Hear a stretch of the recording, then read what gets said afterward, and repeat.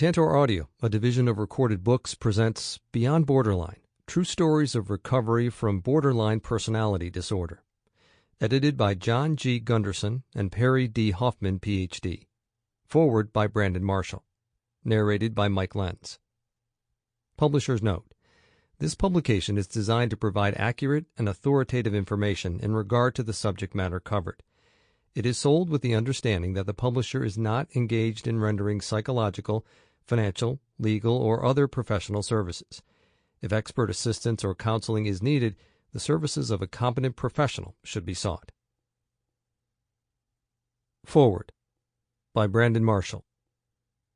For 5 years, my life was a living hell. I had no clue what was going on. I spent years talking to doctors, sometimes 3 or 4 in 1 week. It wasn't until I received the diagnosis of borderline personality disorder that I was able to grab hold of my life. People only saw what was unfolding on ESPN, the DUI arrest, the domestic disputes. That was the story the public was absorbing. What they didn't see, couldn't possibly know, was the days I sat in a dark room, the days that went by when I didn't utter a single word, and the persistent game of dramatic emotional changes that was going on inside me. When I got the diagnosis, I immediately felt better. I understood. I could be understood, and I could be treated. After doing the work, I earned my life back. At McLean Hospital, I decided to tell my story to the world. I had millions of people at my disposal through my platform. Millions would hear my story. Maybe it was impulsivity that made me decide to go public. Dr. Gunderson sat me down and explained how vulnerable I would make myself. He talked about how the announcement would publicly magnify my symptoms and life. To be honest, he wasn't thrilled about my plan. He wanted to be certain I was ready. In any event, I am glad I followed this path. And I also greatly admire those who have decided to tell their stories in this book. I expect it was liberating for them just as it was for me. I look forward to a time when others will go public about their trials and hopefully with their triumphs with this trying disorder.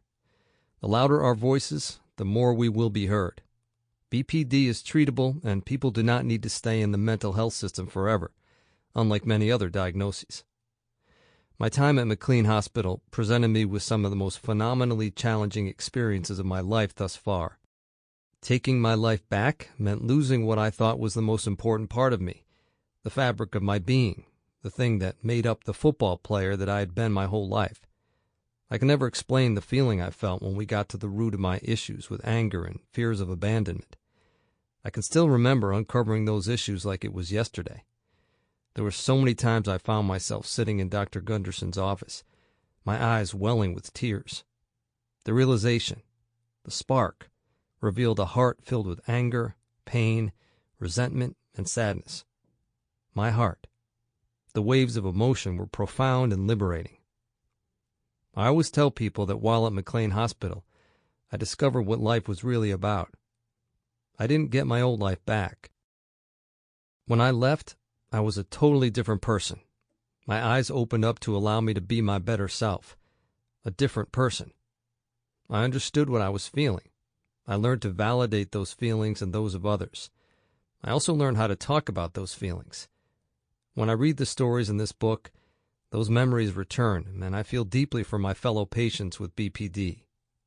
This time, it is not the feelings of anger and fear that tormented me when I began my recovery. It is feelings of sympathy and hope that I had not known before. I left with the tools to cope and manage it all. I realized that the fight wasn't over, but I was and remain confident that I have the tools and skills to manage life's challenges so I can have a healthier and effective life. Looking back now, I know the most impactful part of all of the time I spent at McLean happened in the first week I was there. I was invited to a workshop comprised of doctors, clinicians, and patients. The most powerful voices of all were those of the patients. Their stories gave me hope. This wonderful collection of stories by people with BPD who are in the process of recovery offers the same powerful message of hope to the many others whose BPD is untreated or is, too often, still not diagnosed. I hope listeners will join me in advocating for better awareness and better treatment for those suffering as I have from borderline personality disorder.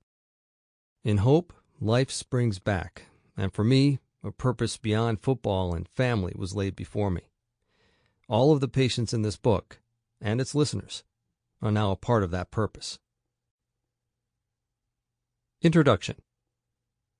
Seldom does an illness, medical or psychiatric, carry such intense stigma and deep shame that its name is whispered or a euphemism coined, and its sufferers despised and even feared. Perhaps leprosy or syphilis or AIDS fits this category. Borderline personality disorder, BPD, is such an illness. In fact, it has been called the leprosy of mental illnesses, and the disorder with surplus stigma. It may actually be the most misunderstood psychiatric disorder of our age. Perhaps the greatest instigators of BPD stigma have been psychiatrists, psychologists, and social workers. For many years, clinicians spoke and wrote in pejorative terms about patients diagnosed with the disorder as the bane of my existence, a run for my money, exhausting, or treatment rejecting. In fact, professionals have often declined to work with people diagnosed with BPD. This rejection by professionals, which has seemed at times almost phobic, has spanned many decades. Patients with tendencies toward self-injury, suicide threats, and suicide attempts have been described in the literature as manipulative, treatment-resistant, raging, or malignant. A causal connection between too much exposure to BPD patients and professional burnout has been commonly assumed. Outside clinical circles, the term borderline personality disorder itself, connoting people bordering on psychosis with fatally flawed personalities, has promoted the stigma. Characterizations in movies, notably Alex, Glenn Close's character in Fatal Attraction, and Susanna, played by Winona Ryder in Girl Interrupted, have nurtured the popular conception of those with BPD as evil, dangerous, and destructive, or as selfish, manipulative, and non-compliant. These characterizations, especially Alex, who comes across in the end as a horror film monster, offer little nuance or positivity, but rather are depictions of people to steer clear of. For most people, the reality of BPD is a mystery. Here are some facts. Borderline personality disorder is a serious, often misunderstood mental illness characterized by pervasive instability in moods, interpersonal relationships, self-image, and behavior. It is a disorder of emotional dysregulation. This instability often disrupts family and work, long-term planning, and the individual's sense of identity. The prevalence of BPD in the general population is evenly split between the genders, though women present for treatment far more often than men. More than 14 million Americans have the disorder, making it more common than bipolar disorder, manic depressive illness, and schizophrenia combined. BPD patients are often misdiagnosed. For example, nearly 40% of people diagnosed as bipolar are, in fact, borderline. There is a heritability factor of about 67%. Interestingly, it is one of the few psychiatric illnesses that is not lifelong, with remission likely and relapses rare. Since the symptoms of BPD are most vividly evident in the context of relationships, the disorder always directly and personally impacts the lives of others. Both sufferers and their loved ones confront intimidating daily challenges, and the toll for everyone can be devastating. Fortunately, considerable progress in treating BPD has been made in the past 2 decades. Several evidence-based treatments have emerged, changing lives and altering the futures of many sufferers.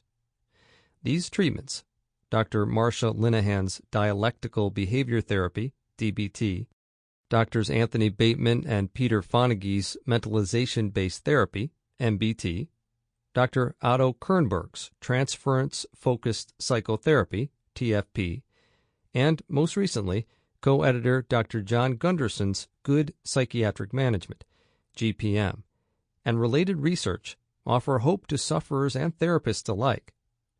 A diagnosis once met with universal pessimism is now being approached with much more optimism, and with a willingness to reject the myth of BPD as an untreatable disorder. This book of personal journeys offers a wider lens into the disorder, as people diagnosed with BPD share their struggles and successes.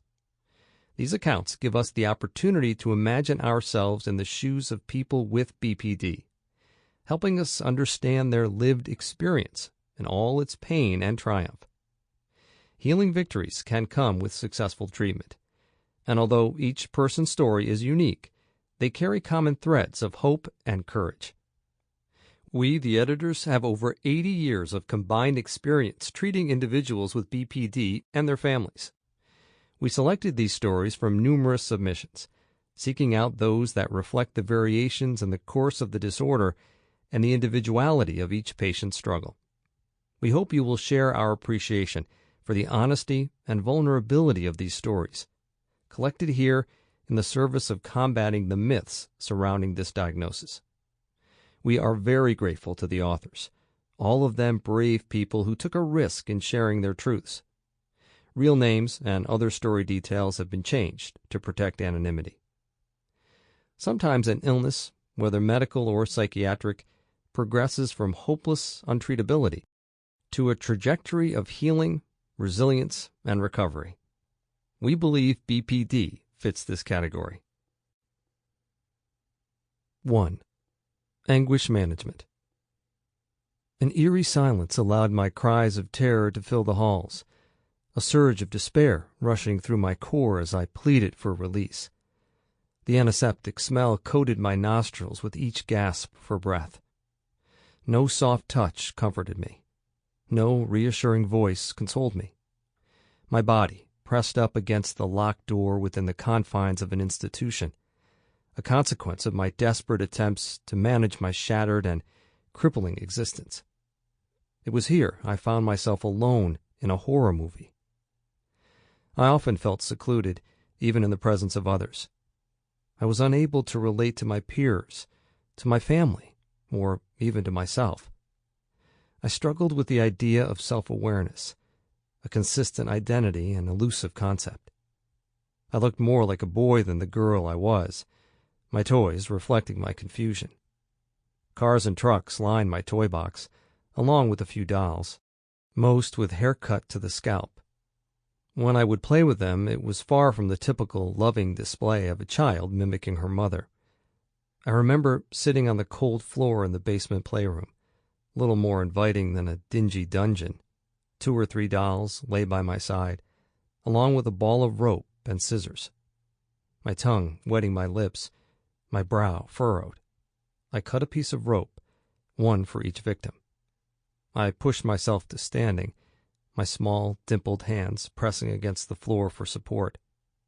Then climbed on the chair I had placed beneath the pipe that ran exposed along the width and length of the ceiling. It was there that I hanged each doll in the basement gallows, absorbed in their dead, blank stares. Where some of my play was designed to take control of my powerless, victim-centered experience, other times I used endorphin-releasing games to quiet my inner savage beast. I had a game I called TP, which stood for taking pills.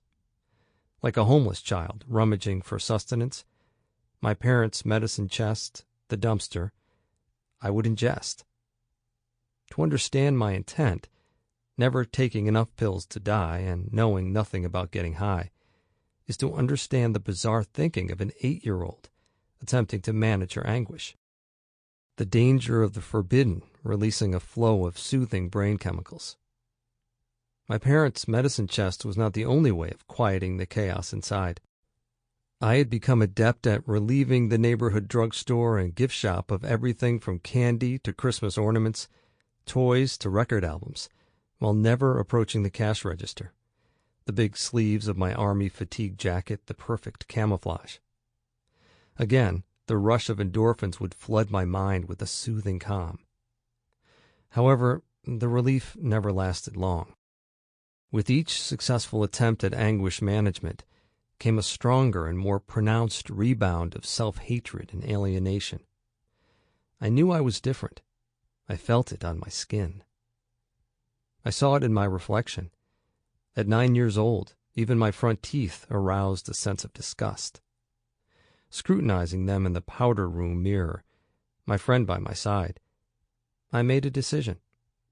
Leaving her wondering, I hurried to the basement, returning with hammer and screwdriver in hand. Our images casting back, mine with lips curved up and squinting eyes, hers with mouth gaping and eyes like saucers. Metal to enamel, hammer in hand, I made contact. My broken smile represented my inner experience, a life shattered by venomous emotions that were a constant threat to my sense of security. However, I had made an important discovery. Injury, I found, brought me a certain amount of pleasure, a release switch that allowed the pressure to burst out, if just for a moment. Too young still to understand that I could take those matters into my own hands, I offered it instead to the hands and feet of others. Knowing when peers were planning to beat up the weird girl, I would succumb to assaults that purged my body of my parasitic pain. If others weren't planning an assault on my soul, I helped them. Overnight camp, the summer between 6th and 7th grade, I taunted and teased one of the camp counselors to a point he could no longer withstand. As I made my way back to my cabin from a morning of swimming or sailing, the dirt path muffled the footsteps that had been following me. With a swift motion, strong hands from behind met me with a destabilizing force. I found myself curled up, fetal position, the taste of earth on my lips, as the fists and feet of the 18-year-old son of the Episcopalian minister who ran the camp swung savagely. I lay motionless, privately loving every minute, as each violent contact expelled the evil that lay within. With chaotic behaviors came chaotic relationships. My peers had to contend with my terrified ways of thinking and responding, and the self-loathing that dripped from my pores.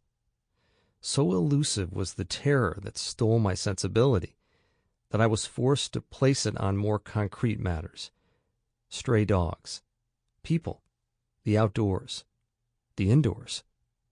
I feared everything. Walking to school alone or on an errand for the family caused a flare-up of internal activity that was most often met by a flare-up of external activity. Pleading with friends to walk with me, raging at family for any request that left me unescorted. My needs, my behavior, too much to bear. The very thing I had feared with such intensity was indeed a daily reality. My only choice was to ignore the teasing and bullying, as I tolerated anything to avoid the rejection that came from everyone in my path, friends and family alike, my presence a toxic fume from which all living beings must flee. Abandonment had become more common than breathing, more terrifying than death. By the middle of 7th grade, I got the news. I was to be plucked from the home I knew well. My family was moving. Despite all of its dark and desperate associations, I did not want to leave the security of the known. I begged and pleaded for us to stay where the anguish I experienced was familiar and predictable, the new harboring monsters I could not even imagine. Attempts at pleading my case landed squarely on deaf ears. In my new school, I finally found an ally, Mr. Richardson, my 8th grade history teacher. He seemed to take a liking to me, and I to him. I would sit in his classroom during free periods and talk to this man whose soft, drooping eyes reminded me of the sad look of a basset hound. For no other reason than the attention he paid me, I felt Mr. Richardson to be the only teacher, no, the only person, who understood me. The following year, once again, the school placed me in Mr. Richardson's history class, having noticed the connection he was able to make, that he had somehow reached into the darkness and found me. However, there was a new history teacher. He was young and cute, and I wanted to be in his class, but my request was denied. Innocent though he was of any wrongdoing, I suddenly saw Mr. Richardson as an obstacle rather than an ally, and all the good I felt for him instantly split off from my mind. From that day on, I hated Mr. Richardson, the teacher who now had no idea who I was. The skills I had acquired during my young life worked, from cigarettes to drugs, shoplifting to starvation. Whatever I could do in the moment to manage the monster within, the unrelenting loneliness, the crippling fear of abandonment. Then, on a warm summer night, as I lay listlessly on the ground in a drunken stupor, broken glass scattered about, with little conscious awareness and no real plan of intent, I cut my flesh and watched the pain ooze out of the incision I had made. I realized in that moment how readily I could manage the mayhem that wreaked havoc in my mind, body, and soul. Exogenous chemicals, endogenous chemicals, whichever was going to provide the most immediate gratification. Riddled with chaotic behaviors, I was screaming out for someone to notice the anguish with which I was struggling. It was not until the 10th grade, bloody-knuckled as I clung to sanity, arriving scabbed and scarred, that a meeting with my high school finally got my parents' attention. "Your daughter is exhibiting some very bizarre behaviors in school. She's cursing at the teachers in the middle of class, laughing at them, walking out in the middle of lessons, and has not handed in a single assignment since the beginning of the year. We can't keep her. We will, however, give you the chance to try and get her some help." This was the first time my parents allowed themselves to see their daughter. With the weight of an ultimatum resting on her shoulders, and sufficient guilt to prod her along, my mother brought me to 3 different therapists, all of whom refused to treat me by the 2nd or 3rd visit. I was too angry, too out of control, too sick for treatment. On the brink of expulsion, with no hope and nowhere to turn, my anguish burning my core like a fire held firmly to the palm of one's hand, I overdosed on a bottle of sleeping pills in the lobby of my high school.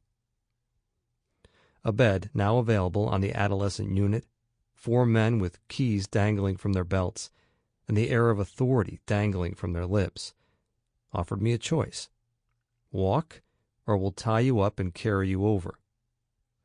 One of the men linked his fingers with mine, preventing escape, as I was led into the ranch-style building. It was then I found myself alone in a horror movie, incarcerated in a private psychiatric hospital. Treatment became part of my disease. As I acted out, the staff played along, as we colluded in a dance of reenactments. It took little before I would find myself tethered to a bed in a seclusion room, paralyzed by leather restraints, somnolent due to chemical ones, or stripped bare in the name of safety, searching for injury, dousing me with shame. The immobilization and isolation mirrored the powerlessness and abandonment I experienced in my life.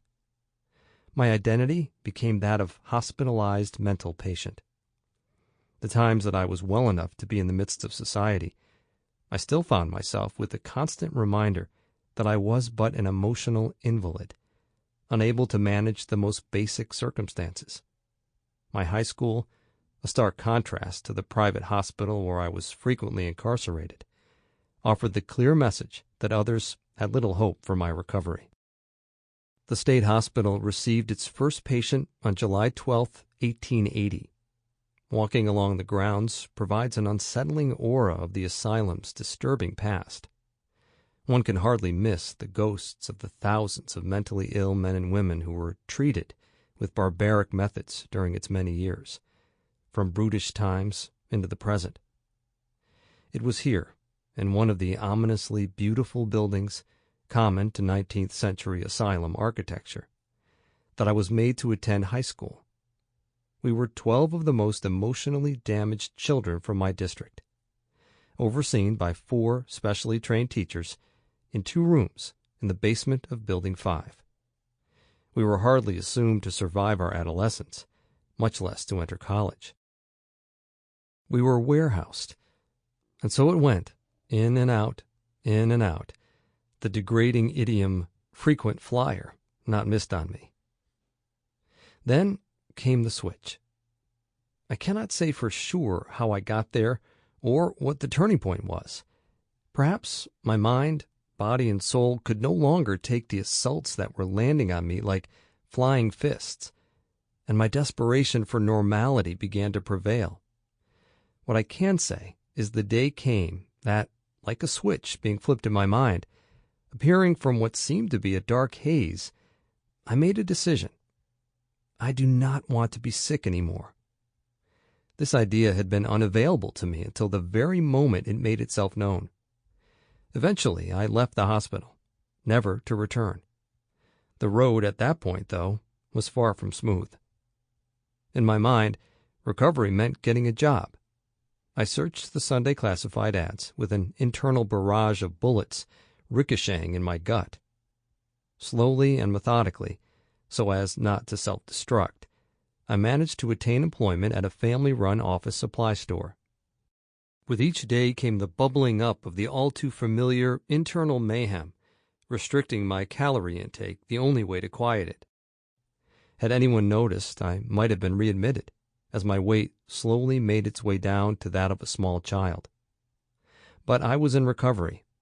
Eventually, I became knowledgeable of the computerized cash register for which I was responsible, and food once again became part of my repertoire. As the year continued uneventfully, boredom replaced my notion of recovery. I left the office supply store. My next chapter involved education. Though I had never taken the SATs or considered college, as my parents had been warned against this as a setup for disappointment, family connections made this next step to recovery a possibility. The same internal mayhem followed me from office supply store to university. My solution, however, had changed.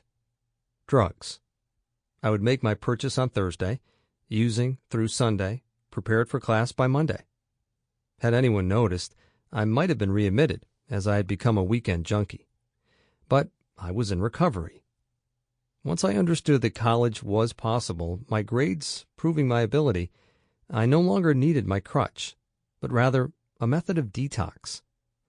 I applied to the junior year abroad program, knowing that drugs would be less available to me in Europe. Within 6 years of this step in my recovery, and with just about as many majors, I finally graduated college with a degree in psychology. But you guessed that one, didn't you? A job and college had given me enough confidence that I was able to present a normal side of myself to the man who approached me on a Thursday evening in April 1986 during a girls' night out. 1 year later, and the ring was on my finger. 2 years later, and the wedding march was humming from the organ. Now no longer diagnosable, I appeared a healthy young adult, hiding well my physical scars and my emotional ones too. My life had changed in dramatic ways. I found the love of my life, married him, and gave birth to 3 daughters. These were milestones I never thought I would live to see. Despite all that was well, my internal experience was something I privately still had to manage. As our girls grew older, I re-entered therapy to finally process my childhood trauma that the behavioral methods of the 1970s and 80s had bypassed. Once my oldest became the age I was when first incarcerated, I became curious about the diagnosis I had been given 30 years prior.